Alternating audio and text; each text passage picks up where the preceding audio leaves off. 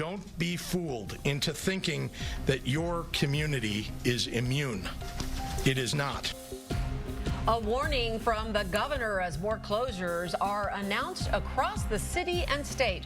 What you need to know as you head into the weekend, this is day 3 of our special report, Coronavirus Getting the Facts. Good day, Chicago. It is Friday, March 13th. I'm Sylvia Perez. Friday the 13th, that can't be good. Good morning, I'm Sally Schultz. And I'm Anita Padilla. Welcome to the 9 o'clock hour. Got a lot of news to get to for you. When it comes to the coronavirus, a lot of people have questions. Of course, the developments on the coronavirus and its fallout have been very, very fast moving. As you guys know, things are changing by the day, by the minute, by the hour. So we want to get you caught up on all of that, including how shoppers in our area, they are rushing to stockpile up on their supplies. I'm Michelle Fiore at the Skokie Walmart, where employees here can't stock the shelves fast enough to fit the demand for items related to the coronavirus. And I'm Brittany Payton here live in our Fox 32 newsroom. We've been getting a number of calls, emails, and messages on social media with your viewer questions, where we're going to be here taking them throughout the morning and getting those questions answered. Plus, the latest update on how the outbreak is affecting the world of entertainment, from the major movies that have been delayed indefinitely to an update on the health of Tom Hanks. I'll bring you the latest. All right, we're going to get to all of that for you throughout the hour. But first, we want to introduce you to our expert panel. This morning, we are being joined by insiders from medicine to travel. They are here to answer your questions. Let's welcome them now. We're going to welcome Karen Conti, legal analyst and attorney from Conti Law. Dr. Kalila Gates, she's a pulmonologist and critical care medicine specialist at Northwestern Memorial Hospital. Waldon Fenster, president of Venture Studio, a business management consulting firm, is here. And finally, we have travel contributor Janine Tornator. Thanks for all of you being here today. All right, and Dr. Gates, we want to start with you, first of all, because a lot of people do have questions and they continue to tune in to find out what information we are learning. What can you tell us about slowing down the spread of the virus? What do you think people need to know right now? Because people are self-quarantining and people don't like being told that they can't go here, can't go there, but this is very, very important. So I think what people need to understand is that we absolutely need to get in front of the virus, as I've spoken about before, and that means self-quarantining. That means social distancing. That means eliminating the potential to propagate the virus. And so these are uncomfortable times for us. I understand that. We're not used to being told we shouldn't do things and can't go different places, but I think given what we've seen in other countries, this is what we need to do to keep us safe as a community. And let's talk about this. Let's talk about what have we seen in other countries and why is this so important as far as this social distancing? Because it has been proven that it's making a difference, correct? Absolutely, it has. And so the idea is to slow the propagation of the virus. And so what we're seeing in other countries like Italy, where the healthcare system is so bombarded by very sick people all at once, if we self-isolate, if we quarantine, we can slow the propagation and it doesn't take the toll on the healthcare system. And so we don't get that panic and that potential situation of limited resources that we're seeing in other countries. So take a look at the graphic that we're showing. Describe what we're seeing there.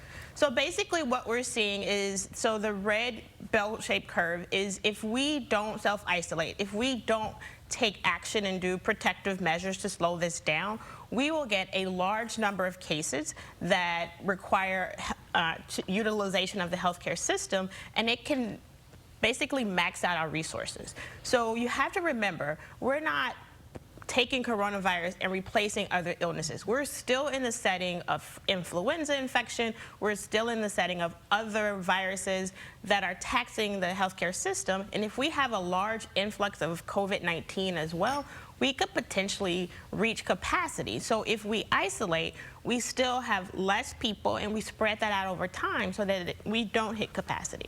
Illinois, like other states, is taking a lot of steps to keep people apart, you know, banning a lot of sporting events, churches are canceling, it's affecting our day-to-day lives. But the other thing that other countries have done that seems to be crucial is the testing. But that is where the U.S. seems to have fallen behind. Even the leader of our infectious diseases said that we were failing in regards to that. So where are we right now with testing? And we've heard the president say anybody that needs a test can get one. Is that true? So We are lagging behind in testing. It's just to put it in perspective, there are some countries that are running 20,000 tests a day. Currently, we are at 4,000 total, and so we are running behind. The good thing is that there are private laboratories that are able to run the tests now, and so we hope to see those numbers increase so that we can get everyone who needs to be tested. Dr. Brittany standing right now in our newsroom, and she is looking at some of the web questions that are coming in right now. I don't know that if she can hear me or not, but she apparently has. Okay, Brittany, what questions are viewers asking?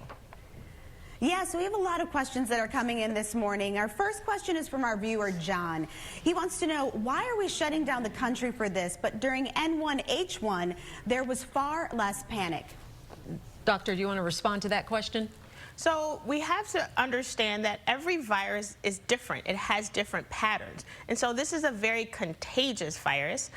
We don't have medications for it. H1N1 was influenza. And so we know how to treat influenza. We have medications that can help with that. We don't have those resources now, and we have a virus that, as it's panning out, is very much more contagious than influenza. So it requires a different response. You know, a lot of schools are canceling. A lot of kids are going to be home. Next week, my kids are going to be home. Doctor, can you talk about some of the things we can maybe do inside our home to protect ourselves, keep each other safe? So the biggest thing in our homes is just maintaining a clean environment, washing our hands with soap and water, preferably very regularly, not touching our face, our mouth, and just making sure on a regular basis we're wiping down frequently contacted surfaces so that we can minimize any spread. Doctor, thank you so much. Now, we are going to come back to our panel in just a few minutes for more questions, because we do have our travel expert here, we have a business person to talk to, and we have our resident legal analyst, Karen Conti. So in the meantime, we're going to be back with the panel, as I said, but concerns about the coronavirus and possibility that self-quarantines have many people rushing out to the store to stock up on emergency supplies. That's making a lot of people nervous. Michelle is joining us live in Skokie. People have already been out this morning, right, Michelle? They have. Actually, this store here in Skokie opened at 6 a.m. and about a half an hour later, there were so many cars already out here because people are very concerned that they could become holed up in a 14-day quarantine and really need supplies to last. They're also concerned, because of all the cancellations we've been seeing around the country, that retailers could at some point close their doors as well. Check out this. This is the Walmart in Skokie from up above. Again, I said it opened at 6 a.m. This lot filled up fast. 6:30, it was already half full, with anxious shoppers trying to get in early in the hopes of finding some of these products that have been selling out fast all over the country. We obtained these photos from inside the Walmart. Check out how empty these shelves are. Check out this. This is a shelf where toilet paper and hand soaps and laundry detergent should be right now. You'd never see it this empty, have you? I have never. Workers say that they are getting them in daily, but that they can't keep them on the shelves fast enough. Shoppers are grabbing them right off the pallets, and shoppers are leaving the store with their carts full. I wanted alcohol. I wanted, like I said, toilet tissue. I wanted face masks, and I also wanted gloves, and I couldn't find them here. Did you ask anybody if they're getting them in? I asked them, and they said they don't know when, and like most of the shelves back there with tissue are empty. There's just, it's kind of scary. Now, advice that we're getting from the Red Cross is that you should be prepared, but don't panic because of this coronavirus that is spreading around the country. They say don't overstock your home. Right now, it's just not necessary. Reporting live in Skokie, I'm Michelle Fiore. Back to you in the studio. Oh my gosh, Michelle, thank you so much. Crazy. When you see those store shelves like that, it is crazy. There was even one store, one of my Facebook friends was saying that they had people posted in the toilet paper aisle, in the paper aisle, and they were handing out just limited amounts. They were being very protective about the supply that they had. Well, we were talking about those long lines of people trying to get in. Once they get in there, there's nothing for them to buy. So, yeah. I know we were talking about, I have not done this this crazy rush to stock up, but I just feel like other people see that and think, oh, I got to go get Before everybody else sits, yeah. Well, you know what, coming up, stocks apparently rallying this morning. At least it started out that way. This is after suffering their worst session since 1987. We're going to have a live report from Wall Street coming up. And a little later on, we're going to speak live with the resident currently under lockdown in Italy. We're going to see how he feels about that countrywide quarantine, see if it's working, and what life is like there this morning. And as we head to break, if you're looking for updates, resources, and education about COVID-19, our Coronavirus Now website is a place that you can turn to. It gives you the latest numbers, tips on how to protect your family, and help separate fact from fiction. Go to coronavirusnow.com. We'll be right back.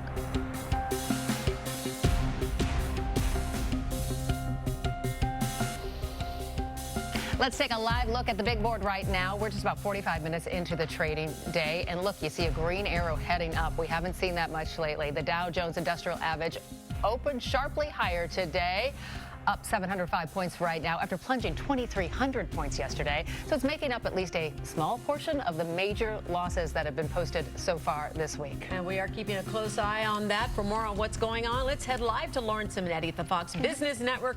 Lauren, the major averages suffering their worst losses in more than 30 years yesterday. So is this just a natural bounce back? What's going on here?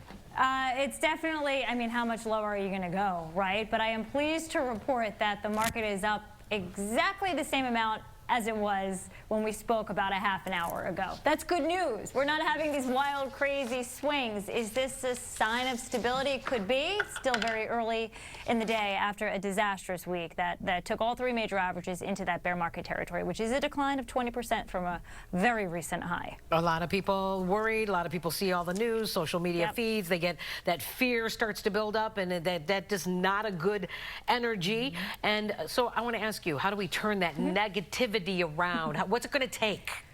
It's going to take action from the government and from central banks. We are seeing central banks around the world act. That is a big reason why stocks are up today, in addition to them falling off a cliff yesterday, right? So central bank action, and we are awaiting fiscal stimulus. How is the government going to put money in the hands of small businesses affected by this, industries affected by this coronavirus, and of course workers who cannot go to work because of it? So we are waiting on that response. Are we near the bottom? Nobody knows. Are we in recession? Very likely. How long does the recession last? Again, we don't know. It's the big unknown right now, and sometimes, and it felt like this yesterday, that you're standing in front of a freight train, you're just looking at it, and you're waiting for it to hit you because that's how extreme everything was. And when people are nervous, they always buy gold. It's considered a safe haven. Gold was down yesterday, and we were trying to figure that out. Well, if people are so nervous, why are they buying gold? Here's the reason. They needed to sell whatever they could to cover other positions. It was this selling begets selling, liquidity fear type of crisis yesterday. As of now, that type of crisis is over. Does it return? Could. It could very well return. Quick question for you, Lauren. Just a quick question, because I know we have a panel of experts we're going to get to. Sure. What ideally do we need to have this turnaround? I mean, in the ideal world, we would like to be there right now. But we're looking at summer. People have travel plans. They've got vacations planned. And, you know, tourism is a key here in Chicago. Can we maybe get this back up and running in May and still come out okay by the fourth quarter? Tourism is key in Chicago. Broadway shows are canceled on blocks from where I am, right here in New York City. Okay, I can tell you what J.P. Morgan says. J.P. Morgan says the economy will contract in the first half of the year. Second half of the year, June on, summer on, weather warmer, things get better. We will rebound, provided the government acts the way that they should. Act quickly. Act quickly. That's positivity. The 2 words. Thank you so much, Lauren. We appreciate your insight always. And carry on, guys. Absolutely. Thank you. Thank you. We want to get right now to our experts, our panel of experts. Among them, of course, we have Waldon Fenster. He is the president of Venture Studio, business management consulting firms. When you hear us talking about third quarter, fourth quarter, what are your thoughts? I see a lot of businesses being affected in the food sectors, the hospitality sectors, the manufacturing sectors. I think we're starting to see the global impact of what's happening as far as manufacturing goes, import, export of everything from food all the way down to regular commodities, you know. So there's going to be a lot of shakeup headed into quarter three, quarter four as we start to see that ripple effect come through. And that ripple effect, it seems like it can be quite large, as we talk about here in Chicago. So many of the big events that are being canceled, that ripples down to the restaurants, the businesses nearby, the store, the suppliers. How are small businesses honestly going to survive this, you think? So we have a lot of different businesses that are going to be stepping into, they're going to have to go the digital route. They're going to have to go more of the conference route. They're not going to be traveling as much. If they're events-based, they're going to start to see a lack of events. There's a huge concern around retail and actually having supplies on the shelves, you know. So like it's even coming down to how you're going to market and how you're going to sell, but it's also taking effect on the employees, and just that ripple effect goes all the way down to the people sweeping the floors in the businesses and how it's going to affect them. Okay, we're going to go over to Brittany now, who has a viewer question for us that we'd like to pose to the panel. Brittany? Yeah, we have a lot of questions that are coming in, and this is a Facebook question from our viewer, Michelle. And she says, does our job have to pay us for a 14-day stay at home if they require it? I have a cold, and they're threatening to make me stay home for 14 days. I think that is a question for Karen Conti. Karen, can you answer that? I can, and your employer can make you stay at home, and your employer doesn't have to pay you. Okay, so you have no entitlement to sick pay unless you have that in your policy handbook. So if you have it in your policy handbook, you can take it and use it, but don't expect the employer to give you more unless you bargain for that. Oh, that's a very interesting point. And you know, speaking on the business end of things, Karen, I want to ask you, now that we got you here, you know, a lot of people have had their events canceled on them. Some of them want to cancel, but they're not sure they're going to get their money back. What advice do you have for them legally? Where does it stand? Do you have to wait for them to cancel in order to get the refund, or, you know, how does that work? This all depends. First thing you're going to do is look at your documentation, your tickets, or whatever you have, a contract. Is there a way out of this? If there is what we call an act of God, which is what's going on right now, which is a natural disaster that is making performance impossible. Let's say you can't get to your destination, you can't fly to Italy right now. Your argument is going to be that the deal is off and that you don't have to fly me, but I don't have to pay you. And so you'll make that deal and trying to get it back. But I'm certain that our travel expert is going to have specific ideas about how this is going to go, and I assume that the government is going to step in and probably give some relief to people so that they're not forced to take that vacation where they shouldn't be going. Well, let's bring in Janine Chitornator. What are your thoughts on that? Well, I think, you know, everyone's question right now from a travel perspective is, what are my options? So many people are having to cancel their spring break vacations and even looking ahead to their summer vacations that they may have already planned. The good news is that for the most part, travel industry suppliers are being, you know, very flexible when it comes to cancellations. Most of the airlines are waiving their change in cancellation fees. Hotels are doing the same. Cruise lines are offering credits for future trips. The key really is, if you do already have travel booked, is going and looking at your specific carrier, the specific hotel that you have your plans with, and finding out exactly how they have changed their policies. So for airlines, for example, pretty much all of them are waiving their change in cancellation fees. However, the time periods that they're offering to do that in all differ based on airline. So don't look at United's and just assume that all the other airlines are following the exact same measures. So you want to make sure that you're looking into these and finding out exactly what their policy changes are. Yeah, it's an interesting time. There's no doubt about it. I think we've all been talking about the flights now. Everything is so inexpensive to go round trip, you know? Right. Everybody's It seems like been a good looking time to book something. But at the same time, you know, people don't want to travel. That's why the rates are so low. With so much unknown. We're going to be talking to them. Yeah, we'll be more coming about back to you guys in just a few minutes. But coming up, amid the coronavirus pandemic, unprecedented cancellations across the sports world as well. And we're going to be speaking live with Mark Carmen about perhaps the most shocking. That and much more coming up when our Fox 32 special report continues. We'll be right back.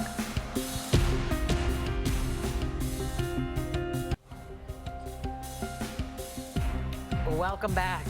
Well, you know, in a historic move, the 2020 NCAA men's basketball tournament has been canceled, and it's all over concerns of spreading the coronavirus.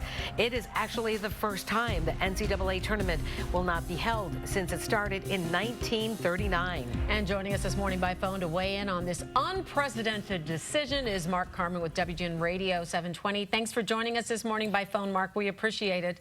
So, let's get your reaction to all of this coming down yesterday. I mean, it was one cancellation of a season after another. What were your thoughts? So it all makes sense, right? And good morning, guys. Thanks for having me. But the NCAA was very interesting how it sort of processed through. Here's the Big Ten tournament starting on Wednesday night. Northwestern is playing Minnesota. There's fans in the stands.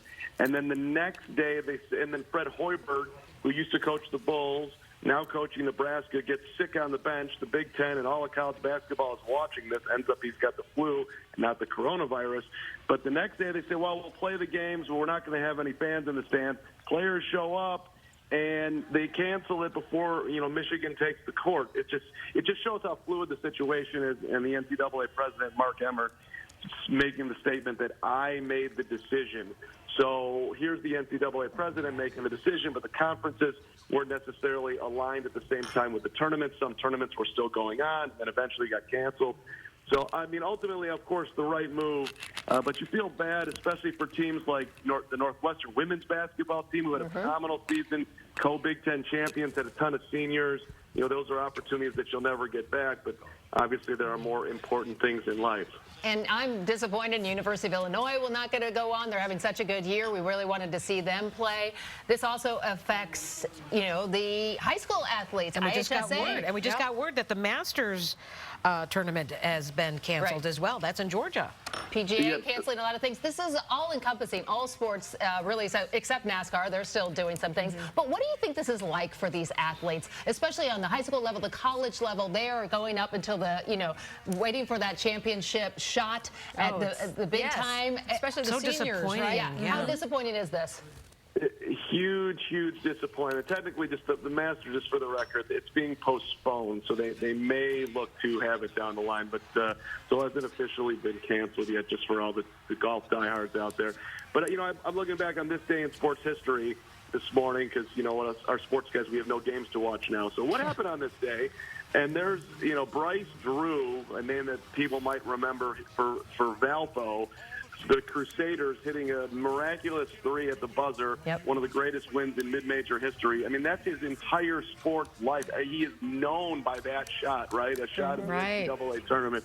So it's just, it's something they'll never get back. The greatest athletic accomplishment I've ever had in my life was my run to the Elite Eight in intramurals my senior year at Iowa. Okay. Forget about that. Really quickly, I want to ask you, though, about Rudy Gobert. Can you talk about him touching the microphones? And, clearly he feels really bad about everything. He has apologized now. Yes. Right. Not an evil person. And I think similar to a lot of us, right, where we didn't necessarily take it serious. And now we see what's going on, and it's hitting closer to home. And like, oh, my God, I'm going to have to, well, in his case, apologize to his teammates. One of them also contracted it, Donovan Mitchell, and he's going to live his life in a different way. A huge learning lesson for him. Not an evil person, but not very smart. Yeah, what a good guy for apologizing. And I'm worried about you. What are you going to do? There's no sports. I have decided that I'm going to use YouTube to rewatch every Michael Jordan basketball season. Hey, I like it. You and a lot of other people. I mean, we're so disappointed not to watch March Madness. That was a big plan for a lot of people. Thank you, Mark Herman. Coming up, we're going to speak more with our expert panel. We're going to talk about a lot of things, including what you need to know about travel, even legal issues surrounding the coronavirus crisis. Like, what if your boss wants you to take a business trip during this pandemic? What can you do? Answers ahead on this Fox 32 special report, Coronavirus Getting the Facts.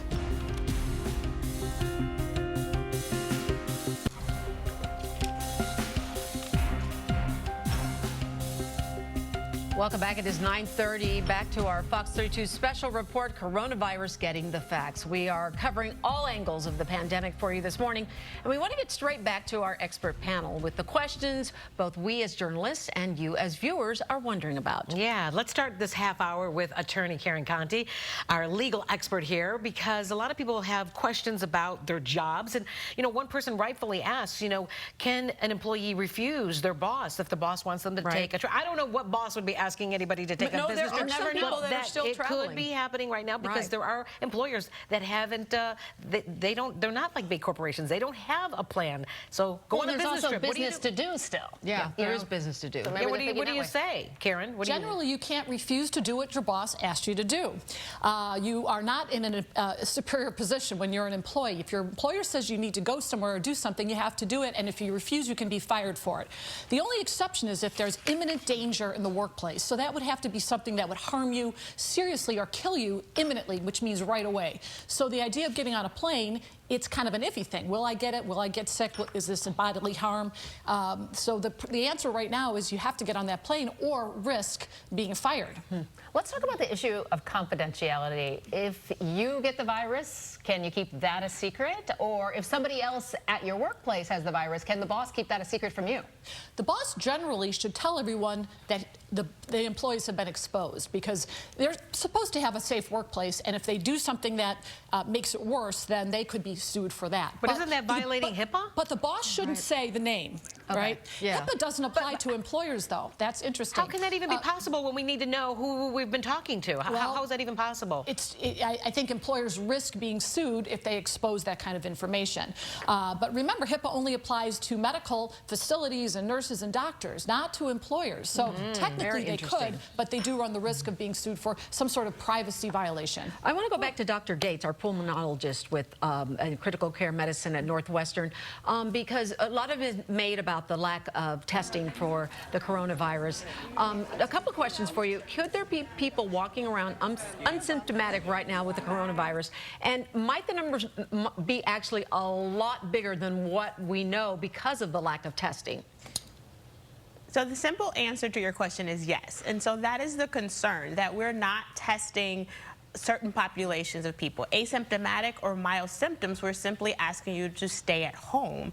And so it's a certain population of people that we are asking, or that we're testing, and hopefully as we get more ability to test, we'll be able to catch increased numbers of people who are positive and then decrease the propagation. So we shouldn't be surprised if we see those numbers go up. Shoot up. Absolutely not. Well, let's go to Brittany now. She's in the Fox 32 newsroom now with another viewer question. Brittany? Yeah, we're continuing to get your questions in this morning. Our next question is from our viewer, Julius.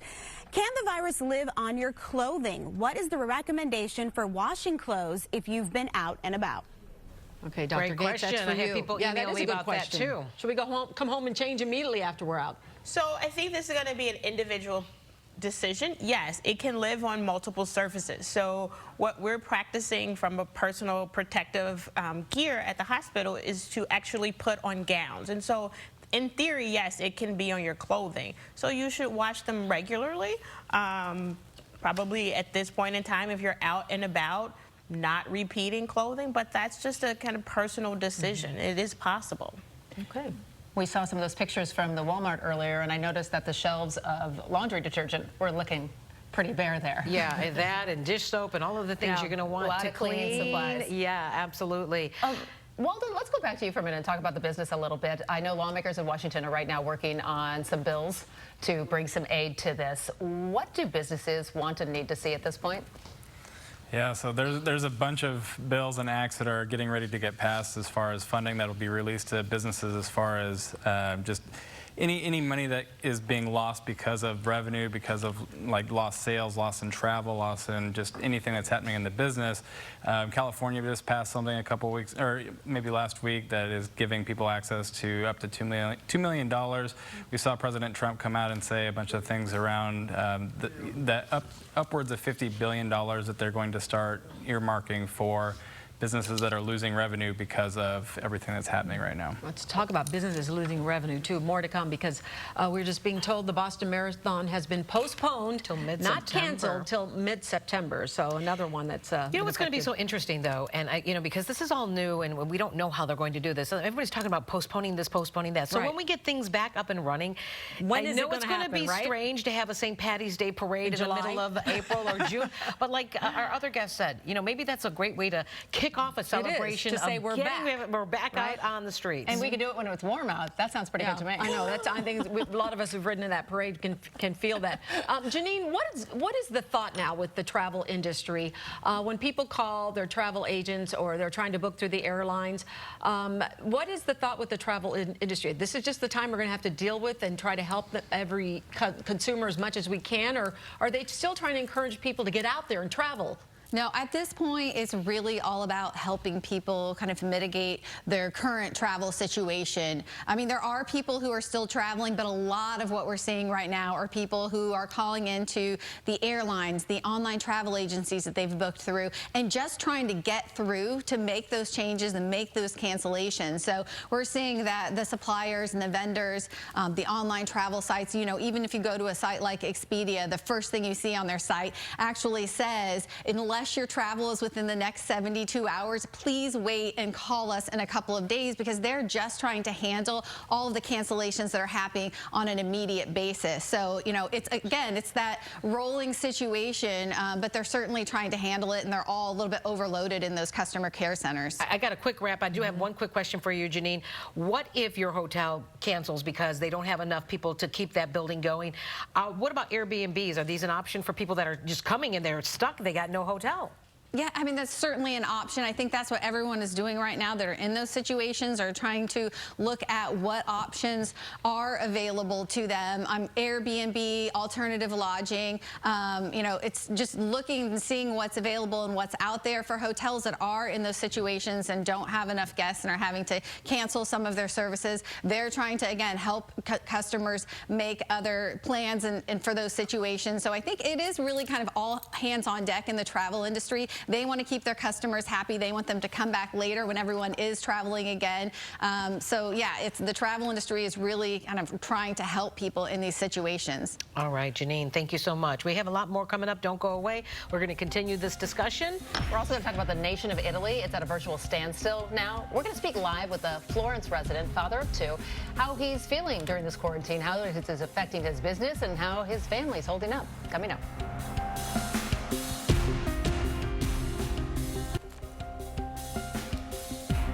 Welcome back, everyone. One country that has been hit especially hard with the coronavirus is Italy, which has the largest outbreak outside of China. There are now more than 15,000 infections there. At least 1,000 have died. And the government hopes their sweeping restrictions can help escape this emergency. Yeah, joining us on the phone right now is Italian resident Roberto Guercini. He lives in Florence. Good morning. Thank you so much for joining us on the phone. Roberto? Roberto Guercini. Roberto? Can you hear me? There you are. Can you hear me? Hi, Roberto. We got you now. Thank you for joining us on the phone this morning. What do you, tell us what you want people in the United States to know about what you're going through. Well, it's not easy, obviously. We're all asked to stay home. And we need a paper, we need a document that we sign in order to go out and do things. And we can only go out to, you know, go grocery shopping and for necessity emergencies and all of that. So every business is shut down. There's only a few that are remaining open. It's not easy, obviously. We have all the kids home. The schools are closed. But we're hoping this is over soon, and hopefully things will get back to normal. But we're all concerned, obviously. Well, Roberto, we're hoping it's over soon, too, for you and for us. Now, you know, here in the United States, they're trying to get in front of this now. So even though there aren't mandatory lockdowns in our area, we are being told that we should limit our social outings as much as we can. So what would you like the American people to know about what you're experiencing and how it should play a role in what we are doing in our daily lives today? I think the most important thing is to be patient and to understand that this is done to prevent further damages to everything, because we know we have a problem with the number of people that can get an acute form of this virus and they need to go in intensive care. There's not enough beds to satisfy all the people that could get infected. So it's something that we do for ourselves, but also for other people, for the most vulnerable people. So it's something that we should keep in mind, I think. And so be patient is the most important thing, I think. Roberto, we know you have a study abroad housing program, have had to deal with getting U.S. students back home. This has got to be devastating to your business, I would think. Absolutely, absolutely. From since when the CDC issued the Alert 3 for Italy, and they issued also a separate alert for study abroad students, asking them to return home. All of our apartments were vacated. We have about 85 apartments in Florence that are now completely empty. Same thing in Milan, where we operate. So it's very difficult right now to understand when this will be over and if we can back to business as usual, and when. So it's very, very difficult right now to understand. Well, I got to imagine you are going through some tough times, and it's very well a possibility that that could be happening to some of our American citizens here. And we feel for you there, and our hearts and our prayers are with you all there in Italy. Thank you, Roberto Guicini, for joining us on the phone from Italy. And you know, he's just an example of why we need to be very cautious about what we do, washing the hands and all that stuff we've been told, and going out. That's representative of what could happen anywhere if you don't try to get in front of it. They are definitely going up against so much there. This is affecting so many things, including the entertainment world. Let's talk to Jake about that. Yeah, thanks so much. Coming up, some of the year's most anticipated movies won't be hitting the theaters for a while due to the coronavirus. We'll tell you which big flicks have been delayed by more than a year due to the outbreak. Plus, an update on the health of Tom Hanks when we come back. Welcome back. We're just hearing this news. The Shed Aquarium is announcing that it will be closing to the public now until March 29th. Of course, they are one of many businesses that are trying to prevent the spread of coronavirus, and as a result, they have just announced that they will be closing until March 29th. You know what's so crazy is like the Shed and all these things. I mean, we're going into spring break, and so many parents are like trying to figure out what they can do with their kids. And guess what, folks? You're going to probably be stuck in the house with those kids. So get some board games. Get to know each other, you know. And Lincoln Park Zoo is closed. Yeah, you can't even get outside. I remember when my kids were little, and after a week with them at home, I was ready to come back to work. Oh, you know? of course. And they're good kids, but that's just the way it was. I start next week. I'm probably going to be calling in, like, can I work extra hours? You know, and it's just at a time when we need these diversions. Yes, and we this is do. also having a big impact on the entertainment industry, from movie delays to Broadway musicals and shows canceling.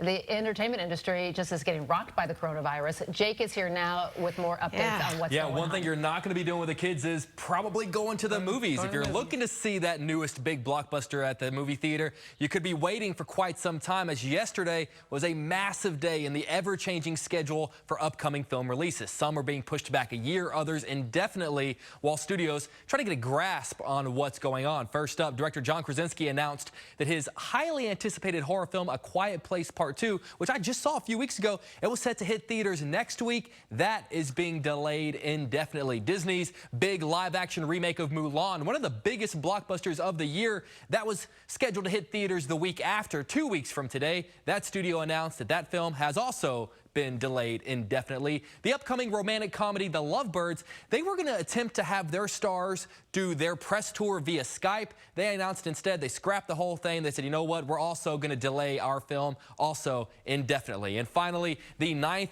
film in the Fast and Furious franchise that was set to hit theaters in May, that's been pushed back a whole year, all the way to May of 2021. Those will likely not be the last films that find their release dates shifted, as Hollywood now looks to the upcoming big summer movie season. The big question right now, though, everyone's asking, will this cause movie theaters to close up shop until the outbreak is resolved? Next up, from New York to Chicago, the show will not go on. Theatrical productions in the Big Apple and Broadway in Chicago, they're going to go dark. In New York, the governor banning even small gatherings. Here in Chicago, the shows are prevented by the new Illinois ban on events with large numbers of people. No word yet on when either of those will open back up. And finally, I know a lot of people want to hear about this. Tom Hanks took to Instagram to give people an update on the health of him and his wife, Rita Wilson. He thanked everyone down under for taking good care of him and Rita. He mentioned they are in isolation so that they don't spread the virus to anyone else, and that they are taking it one day at a time. Hanks did conclude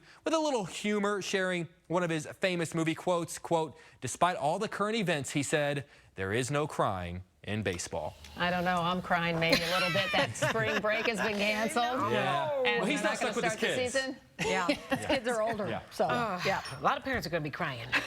This We love with you, the kids. children. Yeah, we love you, but we'll be hiding in the I bathroom. really hope they're not watching right now. Go buy some more wine. Well, let's go back to our expert panel right now because we have a question for you, doctor. You know, if you get the coronavirus and then you recover, can you get it again? And if you do get it again, does it mutate?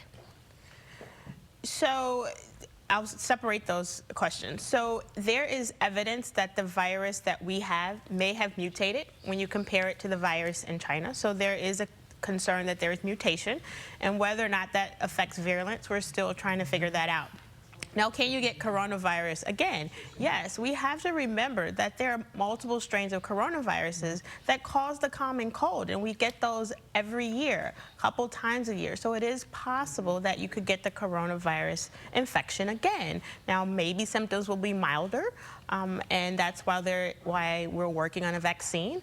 But until then, it's a possibility. Okay, good question. You guys are going to be standing by for us. We'll be right back as the outbreak shows no sign of slowing down. We're going to be speaking much more with our panel, and Brittany's going to have some more viewer questions for us when we return. We'll be right back.